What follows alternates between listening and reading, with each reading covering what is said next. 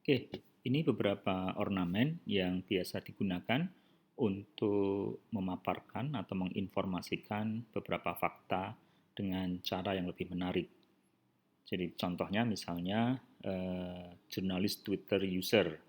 Jadi Twitter user atau pengguna dari Twitter yang berprofesi sebagai jurnalis. Jadi 63% digambarkan level 63%-nya ini dalam bentuk leveling seperti sea level. Jadi nanti kalau penuh berarti 100%. Kemudian ada juga seperti ini, 2 out of 10 fire. Jadi misalnya 2 dari 10 kejadian kebakaran disebabkan oleh apa misalnya, nah digambarkan dengan pola yang seperti ini. Atau langsung dengan blow up angka yang menjadi fakta yang menonjol 2.700 pengguna. Ya, ini beberapa ornamen yang bisa dipakai di dalam konteks menginformasikan. Nah, berikutnya ini beberapa chart yang kita sangat familiar. Biasanya chart-chart seperti ini cocok kalau kita menggunakan konteks pembandingan. Jadi bar chart, pie, piktogram ini bisa dijadikan sebagai acuan untuk membandingkan side by side. Mungkin seperti ini ya, yang kita kadang belum pernah terpikirkan untuk membuat pola pie chart tapi separuhnya saja, half pie chart. Atau model-model tree map seperti ini, yang biasanya kita representasikan dalam bentuk pie chart, kita juga bisa buat dalam bentuk tree map, di mana luas dari persegi ini menunjukkan persentase dari data tersebut. Oke, selanjutnya untuk yang chart yang memungkinkan kita bisa melihat perubahan, ini beberapa contohnya. Line chart, bubble chart, timeline ini merupakan beberapa artefak yang bisa kita gunakan untuk menunjukkan adanya perubahan dari waktu ke waktu. Oke. Untuk yang organize, ini digunakan biasanya untuk proses perankingan. Jadi pengurutan seperti ini, penataan dibuat dalam pola yang terurut seperti ini, baik secara horizontal maupun secara vertikal. Kemudian model yang cukup sering kita gunakan, yakni model tabular. Ini juga bagian untuk mengorganisasikan data. Oke, oke, sama yang organize masih sama seperti juga. Word cloud ini mungkin sering kita lihat juga. Ada yang menggunakan pola warna, di mana warna yang sama menunjukkan domain yang sama juga, atau kadang juga bisa ditunjukkan lewat ukuran atau font size-nya. Jadi misalnya kalau kita mendapatkan satu buah data dengan dengan nilai yang cukup besar, maka fontnya akan besar. Sehingga misalnya ini kita pakai untuk text mining misalnya, penggalian pada data berbentuk teks. Mungkin semakin sering teks itu muncul, kita bisa representasikan dalam bentuk size font yang semakin besar. Semakin kecil atau semakin jarang teks itu muncul, maka kita akan representasikan dalam bentuk font size yang kecil. Ini yang disebut dengan word cloud. Oke, dan yang relationship hampir mirip dengan tadi yang change, yang perubahan. Kita bisa melihat perubahannya dari waktu ke waktu. Namun demikian, kalau relationship ini lebih fokus pada hubungan antara satu data dengan data yang lainnya. Oke, ini untuk yang eksplorasi. Ya, Choropleth ini biasanya kalau kita klik, nanti akan ada informasi lebih detail dari wilayah tersebut.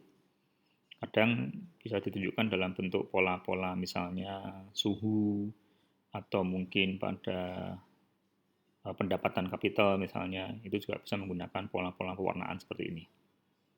Ini tujuannya untuk mengeksplorasi fakta pada sebuah data yang besar ukurannya. Oke, dan ini mungkin yang terakhir, bagaimana kita mendapatkan template yang tepat untuk pembuatan infografiknya. Jadi ada beberapa template yang bisa kita tarik dari beberapa tadi ya pendekatan ICOR tadi. Jadi kita bisa melihat template berdasarkan komparasinya misalnya, atau kita mencari relasionalnya, atau bahkan kita mencoba untuk mendapatkan informasi yang lebih detail. Nah, beberapa jenis template juga telah mengcover tadi iCore. Nah, ini beberapa jenis diantaranya. Ada statistical, informasional, proses, comparison, timeline, dan juga geographical. Ini beberapa template yang bisa kita kunjungi untuk bisa mendapatkan pilihan koleksi template dari infographics. Biasanya penyedia layanan seperti ini itu juga satu bagian dengan penyediaan template-template untuk slide atau PowerPoint. Nah, ini beberapa contoh yang bisa kita lihat untuk mungkin menjadi inspirasi ide kita. Jadi ketika kita mencoba untuk mengeksplorasi informasi, kita bisa menggunakan tipe template yang sifatnya statistical dan informasional, di mana gaya penyampaiannya bisa menggunakan beberapa elemen tadi yang sudah kita bahas. Oke, jadi penggunaan pewarnaan yang berbeda menunjukkan misalnya ini sekian dari sekian orang, atau 2 dari sekian orang, atau 3 dari sekian orang, ini juga bisa dijadikan sebagai gambaran paparan tentang sebuah fakta. Oke, ini untuk yang proses, jadi tahapan yang biasanya digunakan untuk menggambarkan prosedur atau sesuatu yang sifatnya instruksional, 1, 2, 3. Sementara yang sebelah kanan ini bentuk dari comparison. Jadi comparison ini dipakai untuk semacam benchmarking lah antara iPhone 6s dengan Galaxy S7. Jadi dari harga, resolusi kamera, kemudian ukuran screen, dan sebagainya. Cukup informatif sekali dan terlihat light atau ringan. Informasi yang digambarkan juga muncul di icon-icon seperti ini. Jadi screen size itu cukup diwakili dengan icon seperti ini. Resolusi kamera. Nah, ini yang termasuk sebagai bagian dari visual information. Ini masih jelas ada keterangan di sini. Nah, seandainya nanti tidak ada keterangan seperti ini, hanya gambar-gambar icon saja, ya harapan kita sebagai seorang yang berkecimpung di dunia komputasi, bahasa-bahasa gambar seperti ini pun juga paham. Jadi baterai, kondisi memori, storage, dan sebagainya itu bisa kita lihat dari icon yang disertakan. Oke, ini yang timeline, yang biasanya dalam bentuk kronologi 70, 80, 90, dan tahun-tahun berikutnya. Sedangkan ini dalam bentuk geographical. Ini bisa digunakan untuk, mungkin kita akan sering melihat pada saat perolehan suara pada pemilihan umum. Jadi di wilayah tertentu, partai mana yang menang, berapa perolehan suaranya, tergambarkan dengan pola-pola yang disatukan dengan informasi geografis. Jadi pada sebuah wilayah, seberapa tinggi perolehan suaranya, itu tidak hanya dalam bentuk tabular, tetapi langsung lokasinya seperti ini. Dari sini mungkin kita bisa mengetahui wilayah sebelah mana sih sebenarnya yang cenderung dimenangkan oleh Demokrat misalnya, atau Republik misalnya. Jadi terpetakan. Sementara representasi mengenai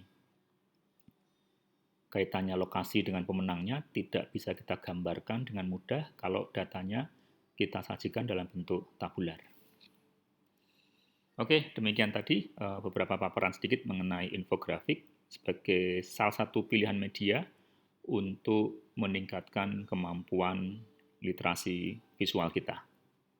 Oke, untuk hal-hal yang lainnya bisa kita diskusikan di dalam forum diskusi kita. Terima kasih dan sehat selalu.